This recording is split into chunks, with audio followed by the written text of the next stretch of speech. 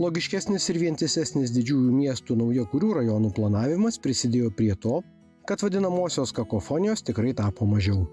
O nekilnojamojo turto vystytojai žengė dar toliau, kad būsimiems naujakuriams nereikėtų sukti galvos dėl interjero detalių, medžiagų parinkimo ir be abejo kvalifikuotai dirbančio apdailos meistrų paieškos, jie siūlo išbaigtus sprendimus. Ateini ir gyveni ir viskas. Jeigu žiūrint iš estetinio vaizdo, kur mes anksčiau turėjome, kad vienoj parduotuvėj nusipirko vieną spintą, antroje parduotuvėj antrą spintą, stalą užsisakėm, kėdės iš kitur atsivežėm. Jeigu visa tai yra suderinta ir nėra chaoso, gali būti vientisas dalykas. Bet dabar mes labai dažnai mėgstame, nueinam vieną parduotuvę, laiko taupimo aspektai, ir viskas važiuoja. Yra kitas dalykas, tai yra estetiškumas ir pritaikymas tam pačiam turtiniam vienete.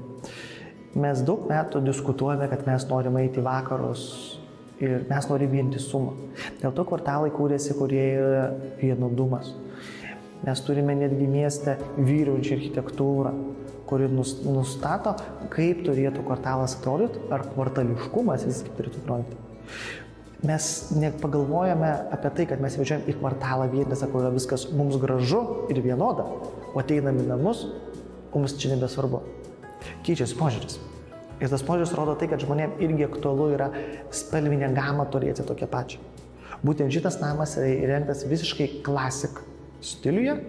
Tai yra klasikinis grindys, klasikiniai laiptai, durų spalva, apvadai prie grindų. Jie yra parinkti būtent klasikai.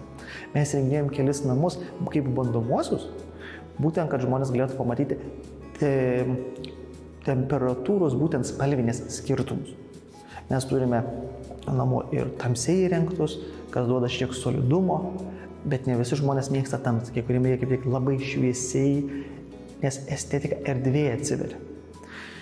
Mes galim prisiminti dizainerius, jie visą laiką siūlo porą spalvų, 3-4, nedaugiau 5 spalvų įvesti į kambarį, kad neatrodytų chaosas.